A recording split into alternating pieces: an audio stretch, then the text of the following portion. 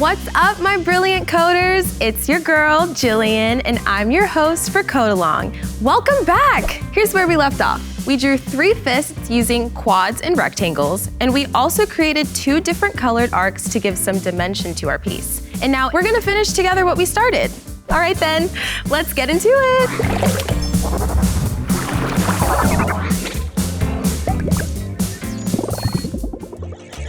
So before we jump back into drawing, I just wanted to let you know that if you ever get stuck or forget how to draw a shape, we have a super handy cheat sheet that you might find helpful. And as always, feel free to pause whenever you need time to complete a task. Sound good? All right, let's start our session by adding forearms to the fists we've already drawn. We'll start from left to right and add them using quads. Below palm on each fist, label forearm, and using the quick and convenient XY tool, we can find all the points to the quad very quickly for all 3 forearms. Why don't we take a moment to draw and color all of the forearms now?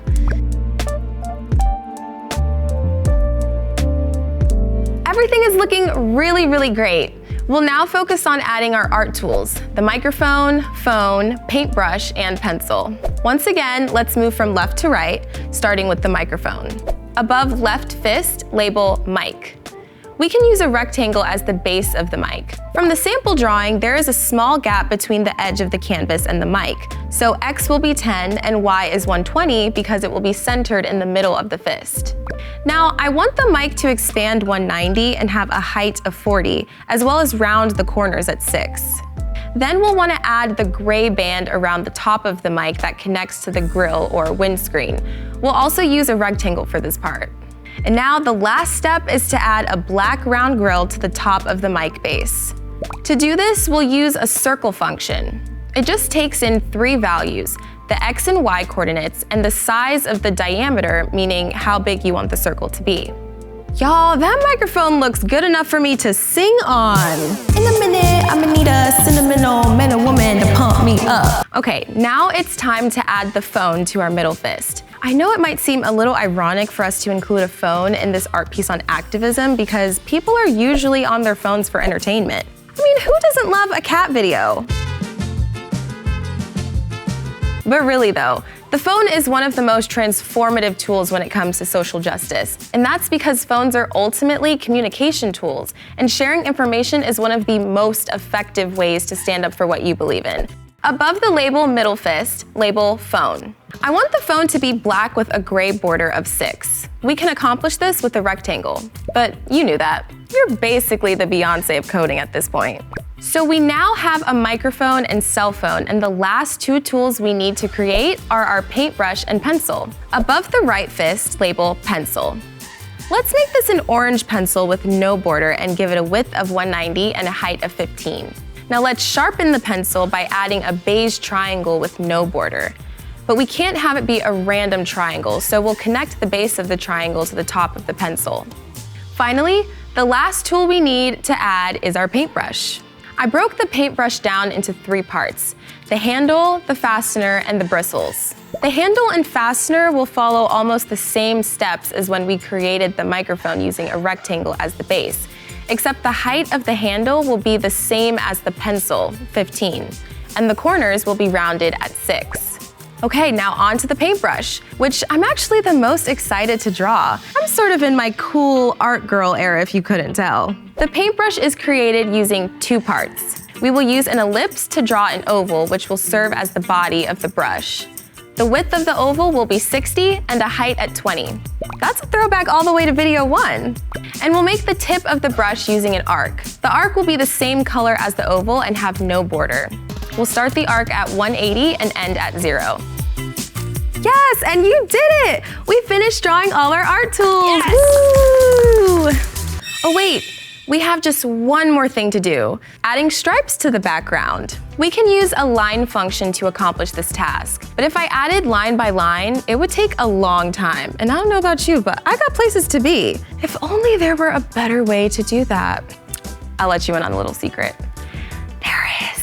We can use something called the for loop function. The for loop function basically takes in 3 values and it runs the block of code inside of it until the conditions are false.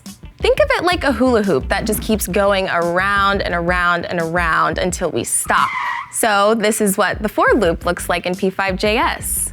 The first value is where you want your for loop to start. The value is stored in a variable. They're called variables because they represent information that can change. Our variable is called I, and it is storing the value of 0. Now let's change the length to 600, representing the length of the canvas, and console log the values of I. So now that I've changed the length to 600, I wonder what values I'll see. So I'm just going to scroll down, and it looks like you can see the change in values start at 0 to 599. That's a little sus.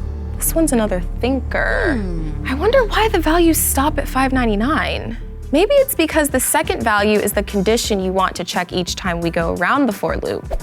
As the variable increases, the second condition checks whether I is less than 600. If that is true, then I want to run the block of code inside the function. If the condition goes from true to false, then we stop. I is increasing, and the condition is true until we reach 600. At 600, the condition is false because 600 is not less than 600, it's equal. So the last true value will be 599. Remember how in Cinderella, the fairy godmother tells Cinderella that at midnight, her carriage will turn into a pumpkin, her dress back into her old clothes, and her horses back into mice? That means that Cinderella will only have until 11:59 to be bougie Cinderella. 11:59 is like the last true value in the loop. And at midnight, the condition becomes false and Cinderella has to go back to her old life. Sad, but it does have a happy ending, don't worry. Oh, shoot. I said no spoilers in the last video, right? Actually, I think I get a pass on this one. I mean, it is a tale as old as time. The third value in the for loop is how much we want our variable to increase by. I++ means we want to increase by 1 every time the condition is true.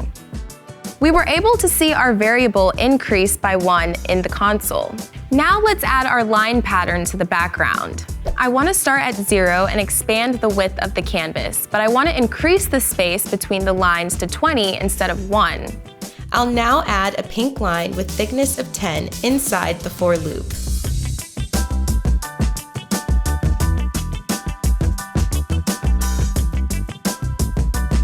Okay, now remember the line function takes in 4 values. The first 2 values are where you want the line to start, and the last 2 values are where the line will end. I want to start in the upper left corner of the canvas. I want the y coordinate for the first point and the x coordinate of the second point to increase every turn of the for loop. I can replace those with I, creating a sloped design.